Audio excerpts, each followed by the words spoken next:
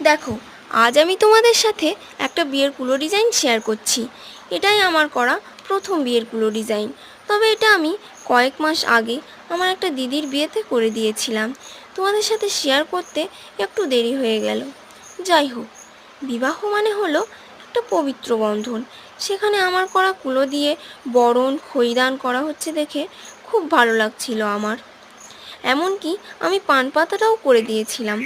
তবে যদিও এর আগে আমি গাছকৌটোও করেছিলাম, সেটা প্র্যাকটিস করব বলে কিনেছিলাম, কিন্তু এই কুলোটা করে আমি যেন এক অন্যরকম অনুভূতি পেলাম। নিজের হাতে করা কুলো দিয়ে দিদির বিয়ে, সত্যি এ যেন এক আলাদা আনন্দ। দেখো, তোমাদের সাথে গল্প করতে করতে আমার কুলোটাও প্রায় হয়ে গেল। এখন আসি, দেখা হচ্ছে পরের ভিডিওতে। ভালো লাগলে চ্যানেলটিকে সাবস্ক্রাইব করে দিও। টাটা।